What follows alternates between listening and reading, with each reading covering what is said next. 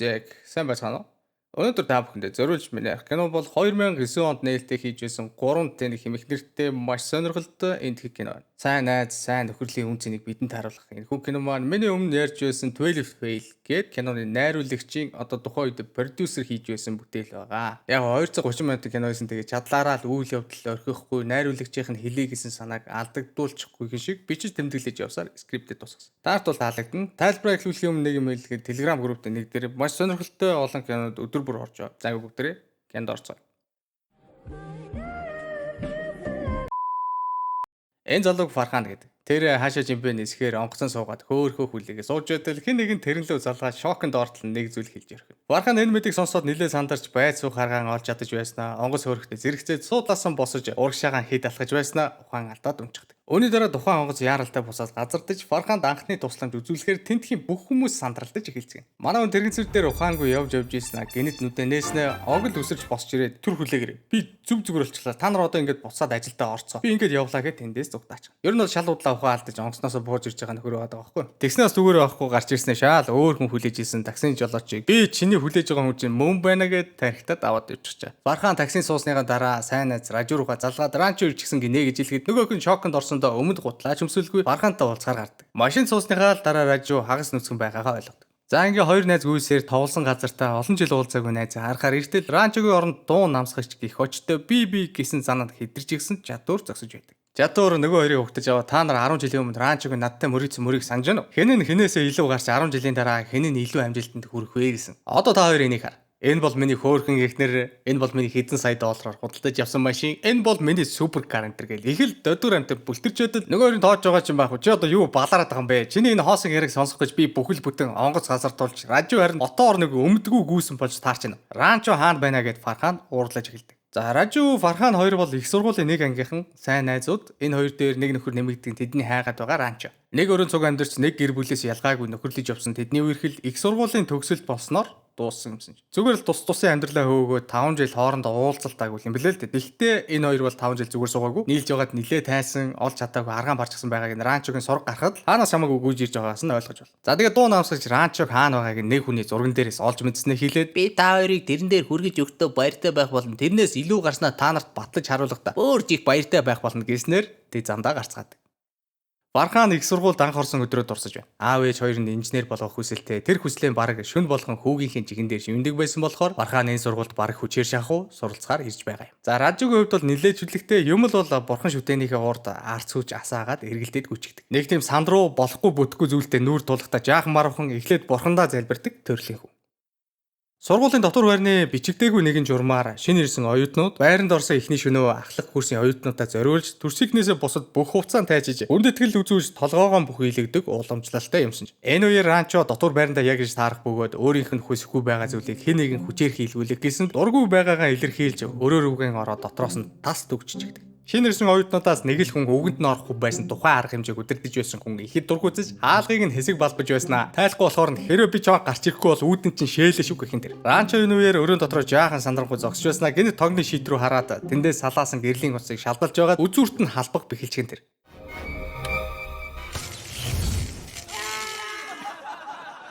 Давстай ус захилгаан дамжуулагч утас мөн 8 дугаар ангийн физикийн мэдлэгийн ачаар тэр энэ удаад хүнд байдлаас амархан гарч чаддаг. Цэвэр ус бараг тог дамжуулдаггүй гэхдээ голын ус, далайн ус, карантины ус зэрэг нь тогийг маш сайн дамжуулдаг болохоор нойтон гараараа цахилгаан хэрэгсэл болон залгуурт хүрч болохгүй гэдэг нь ийм учиртай. Зүгээр л тог нь цохилно гэсэн. Фархан Ранчо Ражу гурвын сурах сургуулийн захирлыг вирус хаартгаа гэдэг. Оюутнууд харин вирус багшийг вирус хэмээн дууддаг. Вирус амьдралыг эцэс төгсөөлгүй уралдаан гэж боддог. Тиймдээс тэр гудамжаар явхтаа хүртэл хүн болгонтой уралдаж тэднийг гүйцэж төрүүлнэ. Цаг хэмнэхийн тулд захирал багшаад овчны оронд наалт ашиглаж зангидахын оронд зүгээр л захан дээрээ өлөхийг илүүд үздэг. Баруун зүүн тархиа олон жилийн туршид хөгжүүлж хоёр гараараа зэрэг бичдэг. Тэгэд Улаагүй бас өдөр болгоны 14 цагт дөөрийн дууны уянгалаг хөг аяндор яг 7 минут 30 секундын хугацаанд сахлаан хусуулах зууртаанд нам унтдаг. Өнөөдөр вирус 1-р курсын оюутнуудтай уулзах гэж байна. Тэгснээ гартаа барьж явсан шувууны үрээ шинхэн оюутнуудаас энэ юу вэ хэмээн асуудаг. Багшаа наадах чи хөхөөний үр байна гэтэл Буруу байна. Хөхөө хизээж үүрээ засдаггүй. Тэр үүрээ засахын оронд өндгөө бусдын үүрэнд аваачиж хайдаг. Зулцаага өндөгний хайснаас гараад хамгийн түрүүнд юу хийдэг гэж тэр бусад зулцгнуудыг эсвэл өндөгнүүдийг үүрнээс нь түлхэж унгаад. Амьд гарахын төлөөх тэмцэл. Хөхөөний амьдрал үхлээр эхэлдэг. Ял эсвэл үх гэсэн зарчим. Та нар ч гэсэн энэ хайднаас нэх ялгараад байх зүйлгүй. Энэ бол манай сургуульд элсхийн тулд та нарын хагалсан өндөгнүүд. Эзэн хааны инженерийн сургууль жил болгон 400 мянган оюутнууд элсэх хүсэлт гаргадаг. Тэднээс бид зөвхөн 200 сурагчдыг л сургуульдаа элсүүлдэг. Миний төрсөн хүү 3 жилийн туршид энэ сургуульд элсэх гэж чадаагүй. Санаж авцгаа. Амьдрал бол уралдаан. Чийг үзэхгүй бол хэн нэгэн чамайг гүйцэтгэл даар. Би та бүхэнд сургамж болох үс нэг жишээ ярьж өгье л дөө. Сансрын нисгэгчийн үзэг. Энгийн нэгэн үзгэн бол сансарт гардаг. Тийм болохоор эрдэмтэд сая доллар заран байж энэ үзгийг зохион бүтээсэн байгаа юм. Энэ үзгээр та бүхэн задгай сансарт ямар ч температурт, ямар ч гравитацгүй орчинд хүссэн зүйлсээ бичиж болно. Нэг өдөр сургуулийн захирал намайг өрөөндөө дуудаад энэ үзгийг анх харуулж байсан юм. Виру, чи энэ үзгийг хардаа. Энэ бол төгс төгөлдрийн бэлэг тэмдэг. Би чамд энэ үзгийг бэлэглэж байна. Хизээ нэгэн цагт чам шиг хосгүй оюутан чиний урд гарч ирэх тэр үед чи энэ үзгийн түнд бэлэглээрэй гэсэн. Харамсалтай тэр явдлаас хойш 32 жил өнгөрч гэж. Одоо хүртэл энэ үзэг надад байсаар л байна гэд үзгэн цаашаа хийтэл ранчо тэр дундаас гараа хөргөд хэрвээ үзгэн болыг сансарт ашиглаж болдоггүй юм бол яагаад сансрын нисгэгчид зүгээр л харандаа ашиглаж болдоггүй юм бол сая доллар хэмнэх нь байжтэй гэхэд тэнд байсан оюутнууд пер хийтэл инээлдэж виру багш харин нэг муухай харж нэг сонирн болсноо хэлэх үггүй хэсэг гацснаа. За яах вэ? Энэ яриаг хэдүүлээ дараа үргэлжлүүлнэгээд тентхийг орхино. Виру багш бол ерөнхийдөө их шудраг зарчимч үнэлтэд гэхдээ зарчимчтай бүр хитрхи зарчимч. Тэгээ дээрэс нь зөрүүд хуучинсаг үжилттэй хүн байгаад байгаа байхгүй юу? Яг хуучинсаг гэх юм уу зүгээр өөрчлөлтийг удаан хүлээж авдаг хүн гэх юм байна. Ингэснээр ранчо эхний өдрөөсөө л бусдаасаа ялгараад эхэлдэг. Тэр виругийн үүрэнд байгаа чөлөөтэй нийц чаддаг ганц шувуу мэтэл Бархан Ранжу хоёрын нүдэнд харагдана. Бусад оюутнууд багшийн хэлсэн үгийг нэг бүрчлэн цээжлэж тэдний өгсөн мэдлэгийг хоёр гараа тосон байж авах бол ранчо сурч байгаа зүйлсийнхээ утга учирыг ойлгож аль болох хялбар замаар тайлбарлахыг хичээдэг. Багш нарт энэ нь мэдээж таалагддаг. Ранчо энэ зангийнхаа балгаар үргэлж хичээлээсээ хөөгдөн. Гэхдээ хичээлээсээ хөөгдлөө гэж гуниглаж суухын оронд ранчо ямар ч хамаагүй багшийн лекцэнд очиод суучихдаг. Ранчо ер нь бол суралцах их дуртай. Тэр диплом олж авахын төлөө биш, харин жинхэнэ мэдлэг олж авахын төлөө суралцдаг оюутан. Та бүхэн 21 болон түүнээс дээш наснд хүрсэн бол амар 111 гэсэн промо кодыг хийгээд анхны цэнэглэлтэндээ 150% бонус аваарай. Эрсдлээ тооцоолж ухаалгаар бооцоо тавина гэж найдаж байна. Сайт руу нэвтэрч орох линкийг бичлэгний дор байршууллаа. Танд амжилт хүсье.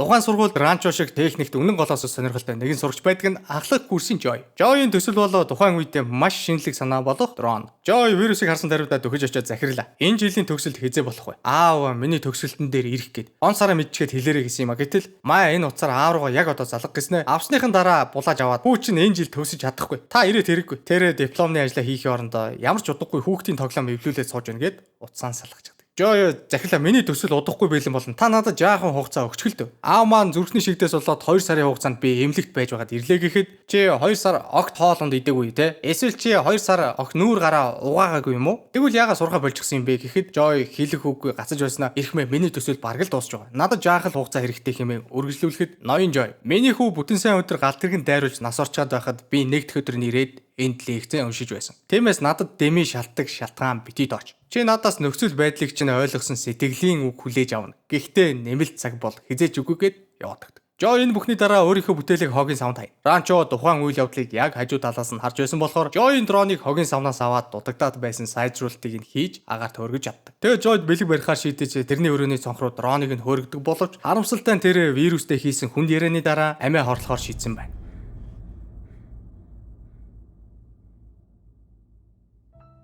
Өөрхөн залуугийн оршуулган дээр ранчо вирусын хажуу зогсоод энэ залуу сургалтын буруу системийн балгаар бас дээрэс нь таны байнгын шахалтаас болоод энэ хорвоог орхилоодоо гэд хэлчихдэг. Вирус тэрний энэ үгсийг зүрхэндээ ойроор хүлээж авч Фархан болон Ражугийн гэрийнхэн танаа хүүхэдтэй нийлээд байгаа ранчогийн нөхөр тэдний сурлагт муугар нөлөөлөд байна гэсэн утга бүхий загтал илгээдэг. Яг нөгөө хоёрын нь дүн муудаад байгаа ч үнэн л дээ.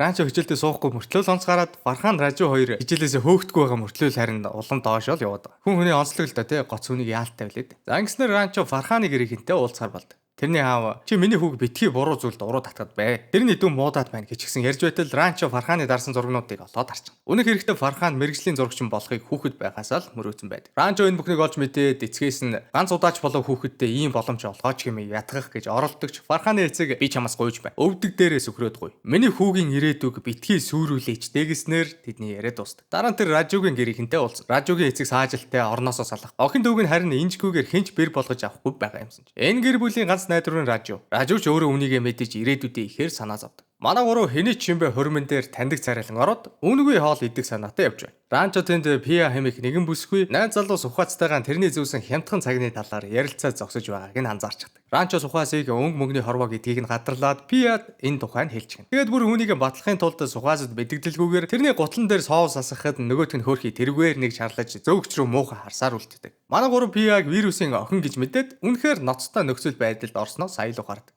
Чадвар ангида хамгийн сайн байхын тулд бусад хүүхдүүдийн хаалга руу нэмэх 18 сэтгүүл орой болгон шургуулна. Ранчо түүнийг энэ үйлдлийн төлөө шийтгэхээр болдог. Чадвар Угандагаас ирсэн болохоор энэтхэг хилэндээ их муу. Тийм болохоор тэр захиралдаа таалагдахын тулд хинди хэлээр багш нарын баярыг тохиолдуулан үг хэлэх гэж байгаа юм. Ранчо чадварын илтгэл дээрх хамаг гол үгнүүдийг хөх, бөгс, хүчирхийлэл гэсэн утгатай үгнүүдээр солиод үлдээ. Ингэснээр хөөрхий чадвар утгыг нь ойлгуулгүй цээжилсэн үгнүүдээ захирал болон боловсролын сайдын улаан нүрэн дээр нь хэлснээр вирус тамбаартуулаад гардаг. Дэлбэртлээ уурсан чадвар Ранчо дээр согтуу хурж ирээд 10 жилийн дараа би чамаас илүү гарсан байх болно гэд ханан дээр 9 сарын 5 гэж бичсэн юмсан. Нэг нь амархан орой манай залуу дахиад л Пиа болон Сухастай дарал. Сухас найз охиндоо маш үнэтэй нэгэн цаг худалдаж авч байгааг хараад Ранчо алив наад цагаа өгч да. Чи одоо наад цагаа алга болгочихлоо гэд найз залуудаа хэлээд үздэг гэтэл Сухас амар уурлаж наадах чинь чиний жилийн цалин байсан штэ. Тэнийг юм уу гэд мангартаад эхэлдэг. Пиа тэр дорн Сухасад цагийг нэргүүлж өгөөд тэрнээс сална. Энэ өдөр Ранчо Ражугийн эцэг зүрхний шигдээс болчихлоо гэсэн дуудлага хүлээж аваад Пиагаас тусламж хүсдэг. Ингэснээр тэд аавыг нь аваад эмнэлэг рүү яаран явцгааж арай гэж нэг юм амжиж ирснээр амийг нь аварч чадна. Ражу найздаа үнэхээр их талархаж нулимсан барьж дийлэлүүд түүнийг тэрвэрдэг. Найзууд нь Ранчод ямар их утга учиртай холоос харж байсан Пиад энэ нь үнэхээр их таалагдав. За семестр дуусч улирлын шалгалтын дүн гарахад Фархан Ражу хоёр нэрсийн жигсаалтын хамгийн доод талд байна. За унчхайг нь яамаатай гэж дотроо эсрэг талд нь баярлах бол тэдний гайхад барахгүй нэг зүйл байгаа нь Ранчо нэрсийн жигсаалтын хамгийн дээд тал нөгөө шүн болгон сууж номыг үг үсэггүй цээжлээд байдаг чадвар 2 дугаар байранд орсон байдаг. Шалгалтанд тэнцсэн оюутнууд 6 наруулна. Хамгийн өндөр оноотой нөхдүүд мэдээж захирлын хажууд сум. Энэ зурган дээрээс хамгийн гонигтай царайтай нөхдүүдийг олоорой гэвэл вирус чадвар хоёрын царайг хамгийн түрүүнд олж харахаар байна. Одоо цаг. Чадвар Фархан Ражу 3 Шимли хотод Ранчогийн гэрт ирнэ. Тэнд Ранчогийн эцгийн оршуулга болж байх бөгөөд ойр дотных нь бүгд цугларчихсан гашуудаж байх хооронд манай 3 Ранчогийн ардаас очиж тэрнийг дууддагч таньдаг Ранчо биш байд. Хамгийн сонирхолтой нь тэдний оюутан үеийн зураг нөгөө эрхмийн ханан дээр өлгөөдөв байгаа зогсохгүй. Ранчогийн оронд саяны эрхмийн зураг байж байх нь тэр. Манай 3-ын толгой бүр эргэж гүйцэн тэндээс холгүй их нэг газар ороход би удахгүй Фүншү Гвангто гэх агуу эрдэмтэнтэй олон сая долларын гэрээ хийх гэж байгаа хэмээн чадвар бүлтэрж эхэлдэг. Нөгөө хоёр нь үүнийг сонсож байгаа ч юм байхгүй наадах чинь яах вэ? Ранчо яаж хваа гэдэл байна. За ингээ нөгөө гурав чинь саяны баян нөхөр дээр очиж жинхэнэ Ранчо хаана байна хэмээн асуухад гэрийн эзэн бууга гаргаж ирснээр шууд сумлаад эхэлдэг. Чадвар мэдээж тэндээс хамгийн түрүүн зүгтээ. Ранчо аавынхын чандрыг суултуур дээр бариад хэлэхгүй бол асгалаа шүү хэмээн сүрдүүлэхэд за би жинхэнэ Ранчо. Та хоёртой цуг сурж байсан нөхөр бол Чатэ. Манай цэцэрлэгчийн хүүхэд байсан. Тэр жаахан байхасаа л хичээл хийх сонирхолтой байсан болохоор багасаа л миний гэрийн даалгаврыг хийдэг байсан. Манай эцэг энэ тухай олж мэдээд Чатэд миний өмнөөс их сургууль сурах боломжийг олгосон. Гэхдээ сургуулаа төгснөхөө дараа тэр энд хизээч эргэж ирэхгүй байх болцолтой байсан. Чатэ эндээс явахдаа би өгсөн амлалтандаа хүрч чаднаа. Гэхдээ хоёр тэнэг нөхөр намайг хайж ирвэл би харин тэр үед яаж чадахгүй шүү хэмээн хэлсэнгээд найзынх нь хаягийг тэдэнд өгдөг.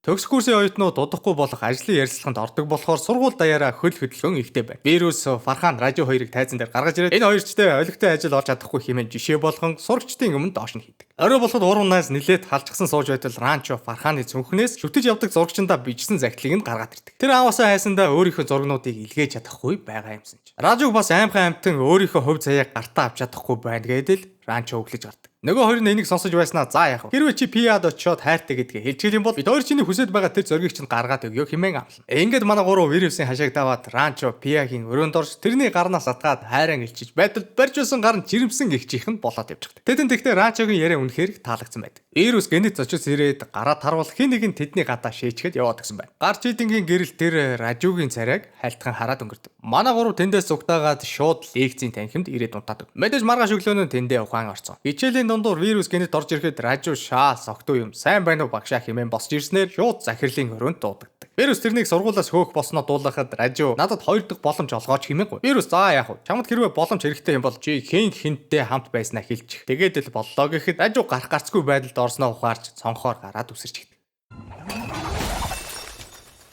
Вархан Ранчо хоёр хүндхэн байдалтай найзыгаа аваад эмнэлэг рүү явцгаан. Пиа эмчээр сурдаг болохоор Ражу эргэн тойрноо харж сонсож байгаач хариу үйлдэл үзүүлж чадахгүй байна хэмээн тайлбарлаж өгдөг. Ранчо найзыгаа хурдхан эдгэхийн тулд янз бүрийн аргаар баярлуулахыг хичээж төрсөн өдрийг тэмдэглэж заримдаа бүр худлаа ирнэ. Тэрнийг буцаага сургуульд авсан талаар мэдээ дуулгаж ээж нь удаан хугацаанд мөрөдөж явсан гоёлон худалдаж авсан гэж харуулдаг. Вархан танаа эгчтэй гэрлэхээр болсон хэмээн Ранчо худлаа ярихад Ражу гинэт гараа хөдлөж инээд алдаснаа Дэми донгосгоо болцгоо гэд яриад эхэлнэ. Ражу энэ өдрөөс эхлэн маш урттайгаар идэгрэн. Вархан найзгаа эмнэлгээс гардаг өдөр харин шүтэн биширч явдаг зурагчнаасаа туслахаар ажиллах ажлын санал хүлээн авсан байдаг. Варханд одоо ганцхан аав ээжийн хянал зөвшөөрөл хэрэгтэй. Гэртээ орон манай залуу зураг авах дуртай, үүнээсээ жинхэнэ аз жаргал мэдэрдэг талаараа нулимс туслуулан ярихад аав нь хоёрсондоо хүүдээ зөвшөөрөл өгдөг. Ражу энэ үеэр том компани ажлын ярилцлаганд орж бүх хүндээ нී нөөгүй, илэн далангүй ярьснаар нөгөө хүмүүст энэ нь таалагдаж шууд л ажил санал болгодог. Үүний дараа хоёр найз ранчо дээр хурж ирээд бидэнд тусалсанд баярлалаа хэмээн үнэн сэтгэлээсээ түүнд талархна. Вирус үзэн ядаж явдаг сурагчид нь хүлээлтээс дээгүр гарсанд үнэхээр их дургуйцэж манай гурвын төгсөлтийн шалгалтын асуултуудыг хүн үнэмшхийн аргагүй хүн тестээр солихоор шийддэг. Пиа найзуудаа санаа зовсондоо аавынхаа шефний түлхүүрийг нууцаар аваад ранчод авчирч өгнө.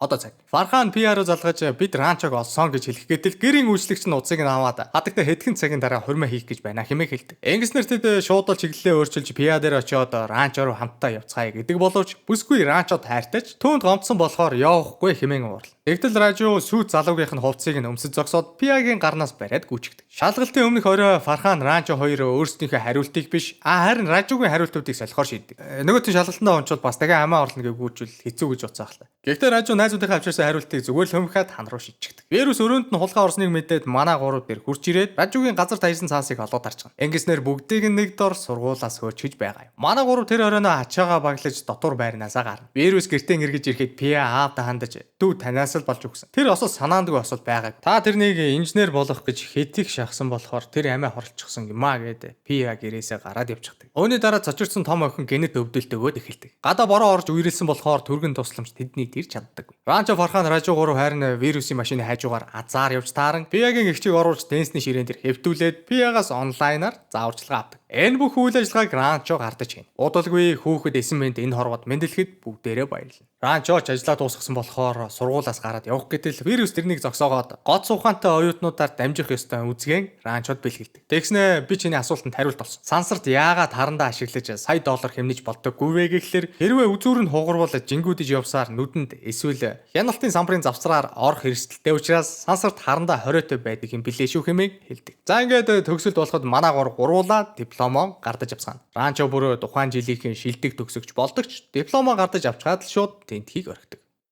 Одоо цаг. Дөрүлөө болсон улаан машин Ранчогийн байгаа газарт хурж ирээд манай хүнийг тухайн газартаа багшаар ажиллаж байгааг олж мэддэг. Пиа хамгийн түрүүнд манай гол дүрийг олж ачна. Вархан Ражу хоёр тэрнтэй хөөцөлдөж хэл сураггүй алга болсныхын төлөөсийг түүнд өгдөг. Энэ явдлаас хойш хэдэн минутын дараа чадвар тэднэр хурж ирээд хөөхидөө чи эндхийн нэг сургууль багшлаад байгаа юм аа да. Аль нь над вирусын үзгийг өгөөдөх. Би наадахыг чинь авах хэрэгтэй гэд байж бодол Чито гэдэг нэр нь манай хүний гэрийн нэр байсан бөгөөд жинхэнэ нэрийг нь харин Фуншо Гвангто гэдэг болж таарна. Чадварыг нөгөө гэрээ хийх гээд байгаа нөгөө актер эрдэмт нь болчихж байгаа байхгүй манай. За тэгээ Фуншохгүй чадвар руу хөөе би үзгээ авмаар байна хэмээн залгахад чадвар шууд хоолойныхоо өнгийг өөрчилж уучлалтгүйгээд ботлыг нь гуйж арчгаар ардаас нь гүйж эхэлдэг. За гэнтүрээ тэнэтагийн тайлбар өндөрлөж байна. Бичлэг таалагдсан бол лайктаар subscribe хийгээрэй. Хэрвээ та нар ч гэсэн ийм солиотой бүхнээ зориулдаг бүхнээ барьдаг найзууд байгаа бол тэднийхээ талаар бичлэгний дор үлдээгээрэй. Дараа уулзтлаа. Түр баяртай.